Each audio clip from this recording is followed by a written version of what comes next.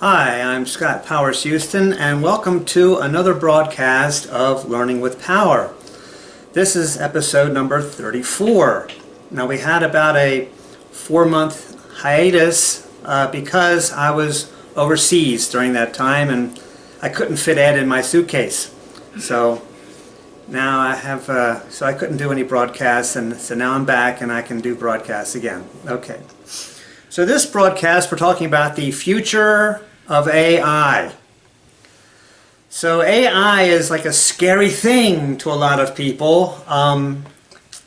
They don't really understand it, and they're afraid of the ramifications and the implications that may result from using AI. Basically, I mean, AI is coming. I mean, it's already here to a small degree, but it's coming, and it's going to be here to stay. And AI, especially when you combine it with quantum computing, which is another thing, another advancement that's happening at the same time, can be a very effective tool for a lot of things. And yes, ultimately, it will eliminate a lot of jobs, and we'll get to that later. So the way that AI basically works is, so remember when you were a kid and you had to look up something in the encyclopedia, and or in your set of encyclopedias. I don't know if you guys, how much you did that, but I used to do that all the time because I always wanted to know things. And you know, I'd have to figure out, well, let's see, where would I find that? Would it be under I, or would it be under R, or something like that? And so I'd try to look for it, and I'd find it, and sometimes I'd find the information I was looking for. Well, AI can do that instantaneously, only not just with all the information that's in the encyclopedia, but with like all the information that's on the internet. So like everything on Wikipedia, it can just instantaneously find it. And that's the advantage of AI, especially when you combine it with quantum computing. The way that AI works with video, and we'll have a clip here,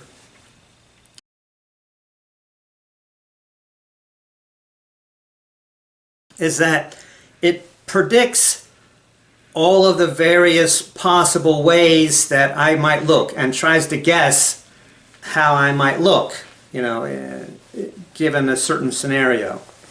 So I could say, you know, hey, this is me riding a horse on AI, or with AI, or this is me, you know, as a captain of the Titanic with AI, or something like that. And it can, you know, get all these images, and it can predict, you know, how I might look in that way.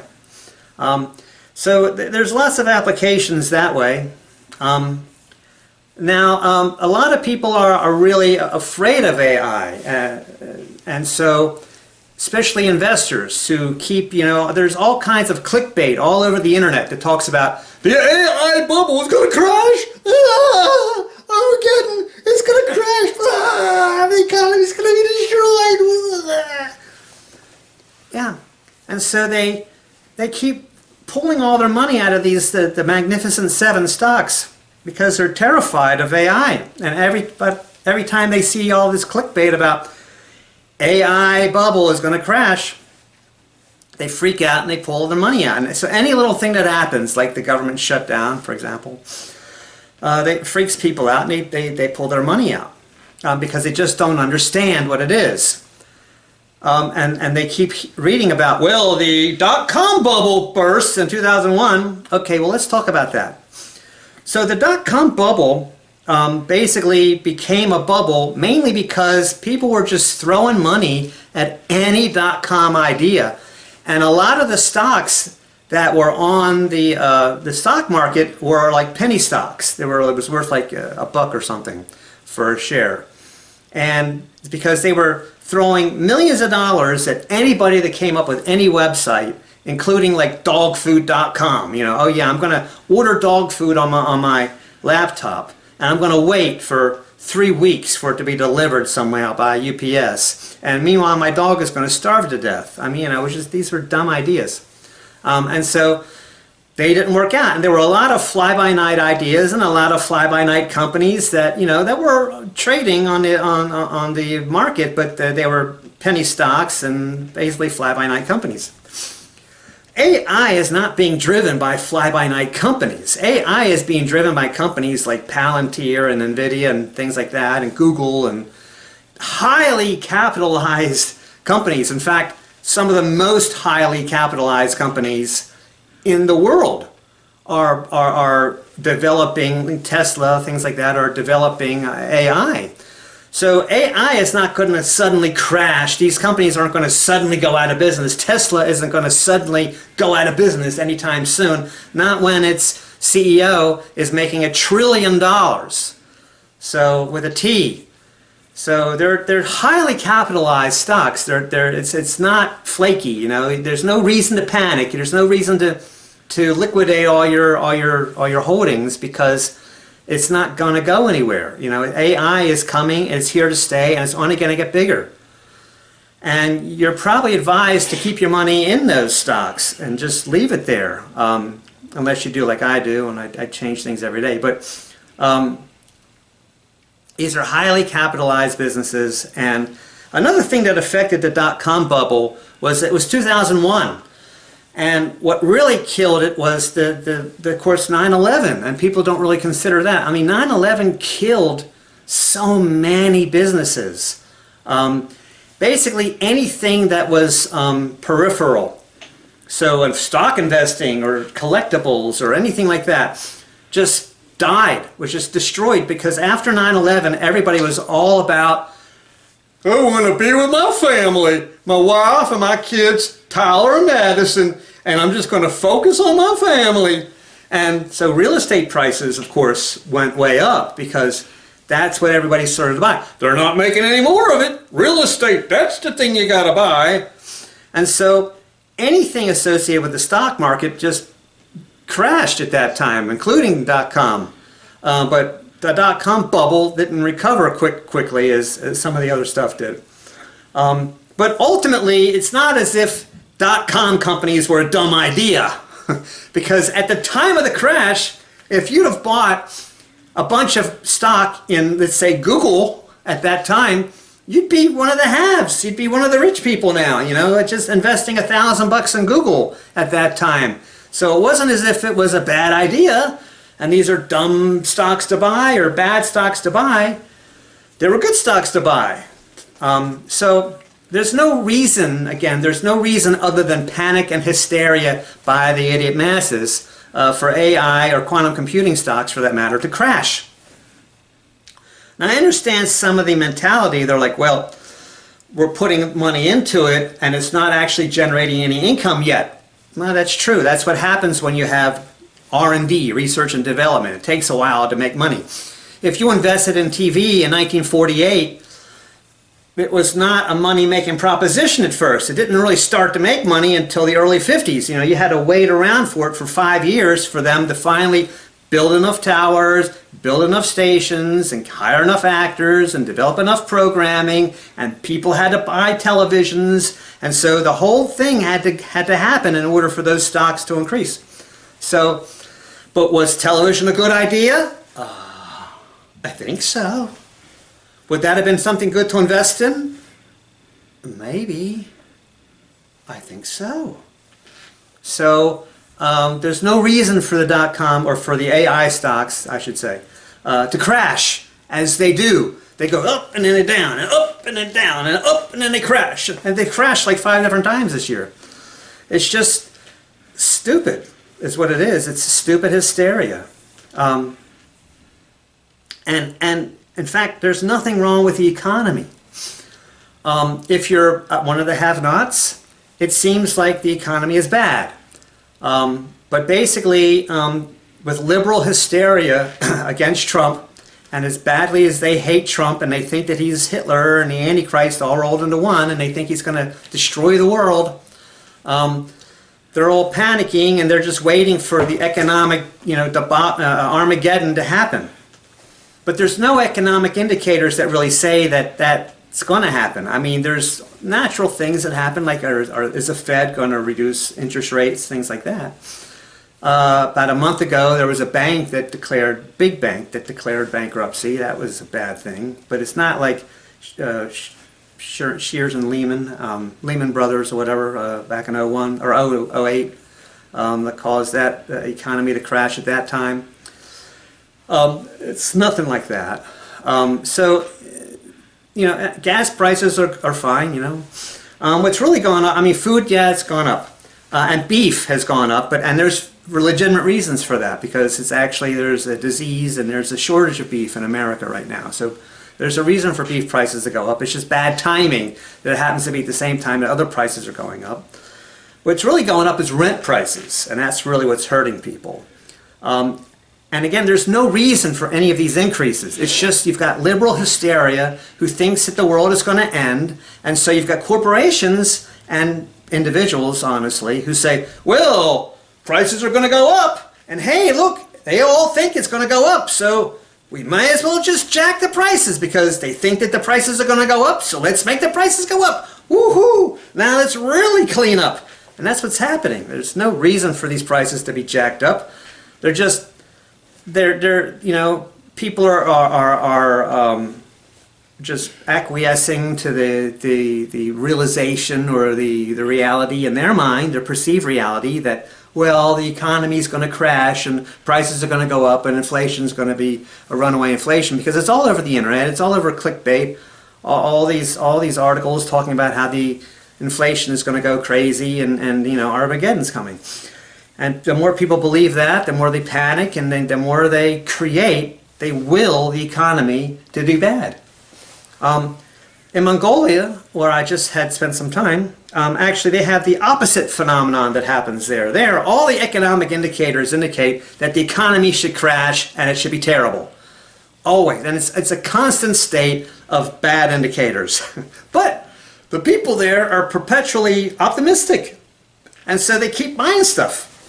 They live for today. And they keep buying things. And so that's what keeps the economy going, is the buying, you know, the exchange of items, the exchange of capital back and forth. As long as people are buying things, the economy is fine. And so the economy doesn't crash. It keeps going, even though all the indicators say it should be bad. Here, all the indicators say it should be fine. But everybody's panicking and, oh my God, Armageddon's coming. And so that's causing the economy to go bad. And so that's the same problem with AI, why that's going bad. So again, AI was, AI was developed initially from gaming, the gaming industry, and people who were into gaming. And they wanted to see, you know, basically, so like a long time ago they developed a blue something or other that could play chess, and it could beat Kasparov in chess or whatever. And but that's all it could do, was play chess. But basically that was the earliest form of AI, and so it could predict outcomes, and it could look like 4 or 5 moves in the future, and it could predict and you know, make decisions. And basically that's what AI does. AI has a limited amount of information, and it predicts things and can make decisions on its own, and that's why they call it artificial intelligence, because you've got computers actually making decisions now. But they'll never ever be able to match the decision-making capacity of humans, because humans can make decisions, even non-intelligent humans can make decisions based on hunches, which actually is based on their own experience. They just don't exactly know where from. Or also decisions that involve depth, so like conditional things. So like, well, if this happens, we're going to do that, but if it rains, this, but if it rains hard, then we'll do this. But if the blowout and a tire happens, then we'll have to do that. And if, you know, and so there's all these conditional, and we make these conditional decisions rapidly every day. And we're actually calculating in our minds like 20 different possibilities that could happen all the time. And an intelligent person even more so. So AI will never be able to replace those kinds of people. So captains of industry or whatever, they're never going to be replaced by AI. But the average jobs, yeah, are going to be replaced by AI. And it's just like robotics replaced a lot of jobs in like the assembly line business. A lot of customer service and things like that is all going to be replaced by AI, unfortunately. But it's still not fully integrated yet, and it's not going to be fully integrated until around 5 years, let's say. So let's say 2030. and then we'll probably have full AI integration at that point. And again, if you had money in AI stocks, by the time it gets fully integrated in 2030, you've made a lot of money. So don't panic. It's fine. It's not going anywhere. It's not, you know, if there's a bubble, it's because of panic, which basically 2001 was. It was a bunch of panic, 9/11 and all the dot-coms. But now dot-com bubble had some legitimate reason. There was a lot of fly-by-night, dodgy internet companies at that time. But AI is not dodgy. It's being driven by the most capitalized companies that there are. So it's not a fly-by-night idea. It's not going to suddenly evaporate or something, you know. So once AI is fully integrated, then there's going to be a lot of jobs that are going to disappear. And they aren't going to reappear as something else. So it's not like, you know, well, we can't make widgets anymore, but now we're going to fix the machine that makes widgets. It's not like they're just going to be gone. And so you're going to eventually have to have universal basic income. That's going to have to happen because as technology replaces the average person more and more and more, you can't just have all these people living on the streets. You know, you have to continue to have them being engaged in the economy. If nobody has any money, nobody can buy your app. If nobody has any money, nobody can subscribe to your website. Nobody can buy AI if nobody has any money. So you're going to have to do universal basic income eventually. It's an inevitable thing. And so what's ultimately going to happen, I was talking about the development of AI. So the development of AI came from games. So it started out with chess. But then more recently, it was developed from the game called Go, which is a Korean game. And Go is very similar to like Othello, if anybody's played Othello in America, except it's more complicated. And it's older. Go has been around for thousands of years. Othello was like a dumbed down version of Go. And basically you collect an entire strip once you complete the other end, and then all those things become white or all those things become black or whatever your piece is. With Go, you actually have to surround an area, and if you can successfully surround an area, then you can turn all of them in that entire circle to your side. And it's a little harder and a little more complicated because there's a lot more. It's sort of, instead of just linear with 2 dimensions like this, it's a lot more possibilities because it's sort of 3-dimensional things that can affect it, you know. So there's a lot more possibilities, mathematical possibilities. So this was a challenge for AI. So they figured, well, if I can get an AI algorithm to predict all the different possible combinations, so this is way more than chess now, to be able to figure out and successfully win Go all the time, then that would be a device that could think, you know, on a much deeper level than what the basic, you know, devices were thinking on, and can replicate in a lot of ways how a human thinks. And that's how it was sort of developed. And it's not going away. You know, there's a lot of useful applications for this idea because, let's face it, most jobs are not don't require a rocket scientist. And so if all you do is make basic decisions based on basic information, like today's information or what's happened 10 minutes ago, you know, AI can do all those kinds of jobs, and eventually it's going to, unfortunately, because it's going to eliminate a lot of jobs, and that'll hurt the economy. But again, you have to have universal basic income. That's going to happen. The other negative that's going to happen because of AI is that it's going to end outside the box decisions or outside the box thinking. The whole outside the box is going to be over. And so the way that I've lived my life, my entire life, won't be able to do it anymore. Already I'm running up against AI problems because, you know, I call a business, I have to do the drop down the menu, and none of the options are my issue. None of that pertains to me, none of it. And they just can't imagine my situation, just blows its mind apart. And so ultimately people like me aren't going to be able to live the way that I live anymore, because living outside the box just is not going to be possible anymore. You have to be part of the system. It's going to force everybody to be part of the system. And if you're not part of the system and you're outside of the system, AI is just not, it just can't handle it, and there's no options. There's not going to be the alternative of, well, could I talk to a human? I mean, there's a lot of places you call right now, and the drop-down menus don't work for you. Eventually you say, please let me talk to a human, and eventually you can get to a human, but in the future, that's going to be gone. All right, so this all also ties into the smartphone culture that we have now. And in America, honestly, it hasn't really hit here yet. But overseas, in Asia especially, oh my God, smartphone culture is just dominates. And that's changed a lot in just the last like 5 years. It's really gone, so it's like becoming cashless. So like I was in Beijing, and everything, all transactions there are with people's phones. Can I get your phone, Ed, real quick? Or you're using it.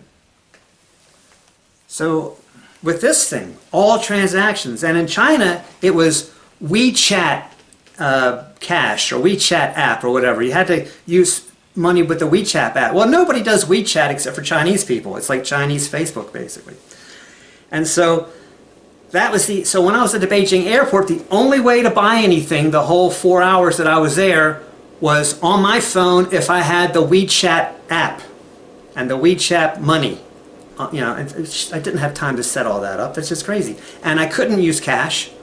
I couldn't even use my card. So even Apple Pay, not in Beijing, had to be done with your phone. It's the only way you could pay for things was with your phone.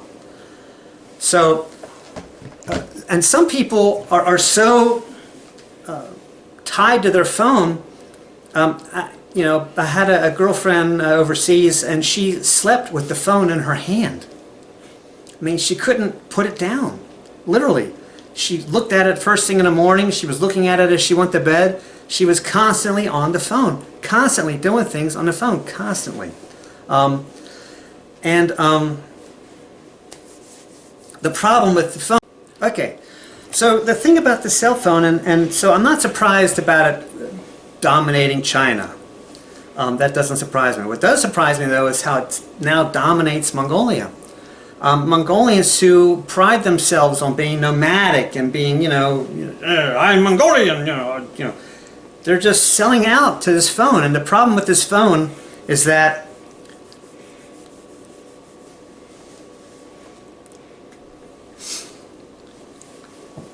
this thing is corporate control. This is 100% corporate control. They know where you are at all times. They know what stores you go to. They know what you buy. They know what you're looking at. They know what you're searching for. They know all your interests. They have algorithms that determine what ads you should see based on what things you use on your phone. And it's all about corporate control. This is all about being controlled and being, this is the end of freedom right here. That's freedom. That's not traceable. That's freedom. And the more enthusiastically and willingly that you give this up, the more you're handing to the corporations your freedom. And so, in countries that pride themselves on being free,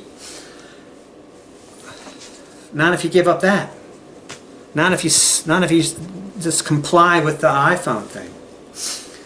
Now, ironically, it's not really, so when I was in Asia, I had to force myself to learn how to use these horrible devices because it's the only way that I could do anything.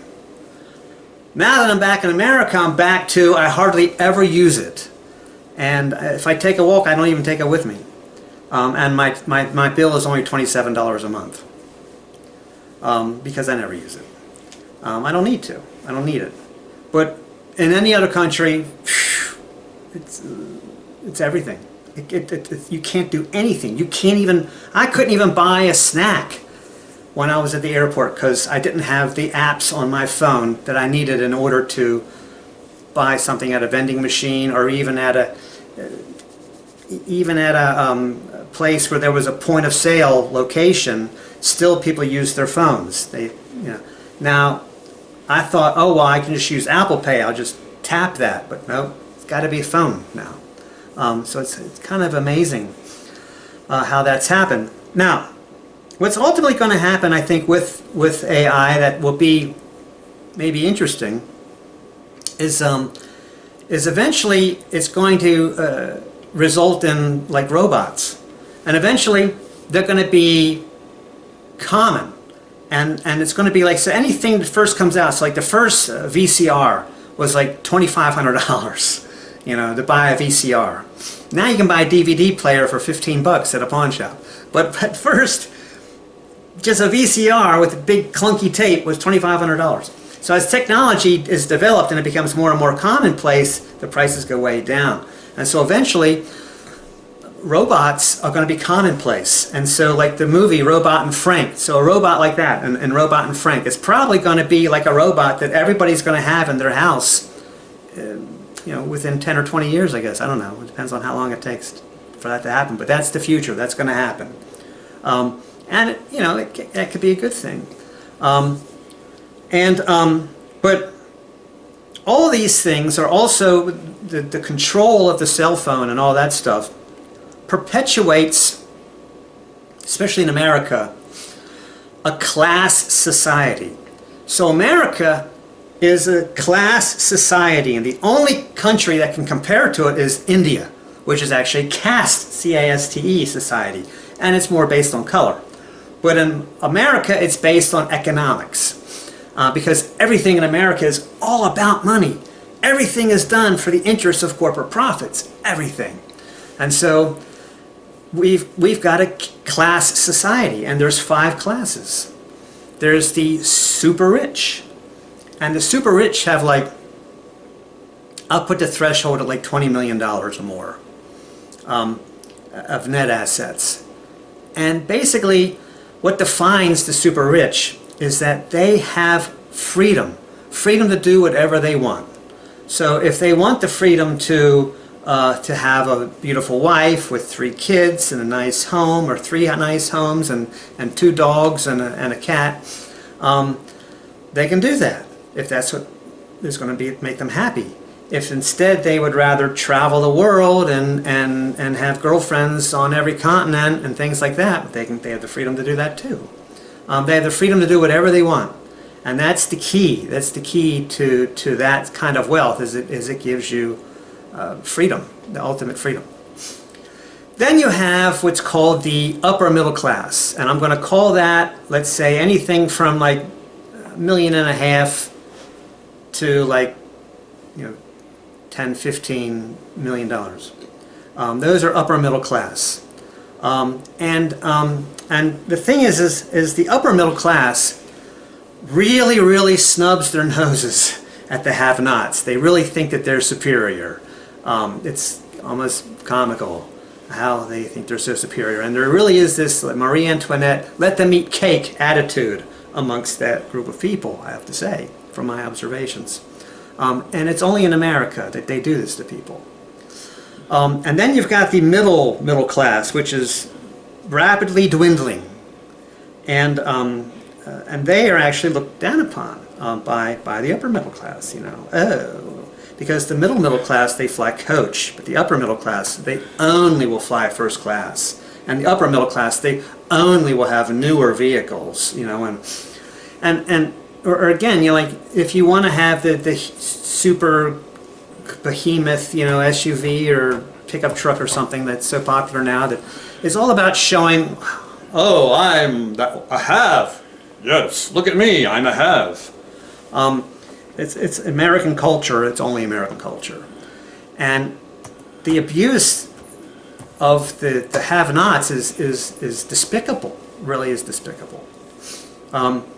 So anyway, so then you have the middle class, middle class, like I said, it's rapidly dwindling. Now the middle class have no freedom at all. They're completely stuck in a spiral. It's like the bumper sticker I once saw on a license on a car, not a license plate, but on a bumper. and it said, I owe, so off to work I go. I owe, so off to work I go. Okay, so, and that's it. They are saddled with debt. They have 3 kids, family obligations, work obligations, and they live up to their means. And they just live in this circle, and they can't break out of that circle. They're stuck in that circle. And even a lot of people who are upper middle class still are stuck in a circle. It's just that it's bigger amounts of money that are flowing through, but they're still living up to their means. It's just that their rent is, their mortgage is $5,000 a month instead of $500 a month, or let's say $1,000 a month. And so it's still this circle that they're stuck in. And so what makes you rich is if you have enough money that you can break that circle and just do whatever you want to do. But anybody who's not really rich is stuck in that circle. And so what they do instead is they just snub the have-nots, because the have-nots are the people who can't even afford to be in that circle. And the system is designed to keep them down, to keep them from having the American dream, so to speak. So you give a have-not $500 for him to pay his rent, that does not liberate him.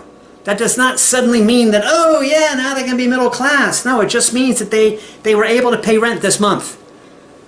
And so they can never get the dream that the middle class has, which still is just this endless cycle. And this endless cycle, which is predicated upon and forces them to have to work all the time. So they can't escape. They can maybe take 2 weeks in Europe, but then they got to run right back. That's all that they can afford to leave for.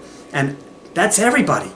And you can't escape. And you have to work at least 8 hours a day for your whole life until you're like 70 years old. You have to just keep working, working, working. And that's why the economy is fine in America, because that generates a tremendous amount of income for the corporations. They are so rich, it's just unfathomable now. I mean, we've got $1 trillion CEOs now. There's nothing wrong with the economy. It's just the class structure that's wrong. That's the problem. Then the 5th group of society is the criminal class. And this is a whole other racket. It's a whole other system.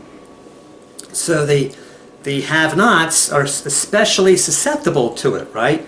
But basically, that racket wants you to get involved, because once you get like some criminal charge against you, even if it's just a misdemeanor, even if it's just peeing in public or something because you were drunk one night, once you get into this having a record, you can't escape that either. That's another racket. That's another system that they get you with. They keep you in because it makes a lot of money for the corporations that are involved in subjecting people to that.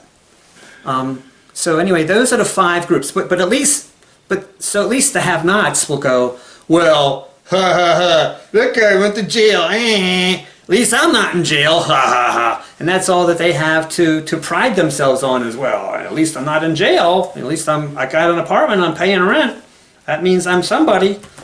But they're still looked down upon as have-nots by the middle class, and especially the upper middle class. But anyway, so America is very much of a class society, and no other country is like that. So when you fly in America, first class, so like I was flying in America, both flights that I was making, I really noticed this because I could compare it directly to the way it is internationally. So when you take an international flight, the service is actually really good, even when you're in coach. It's great service, especially in China, especially in the Middle East.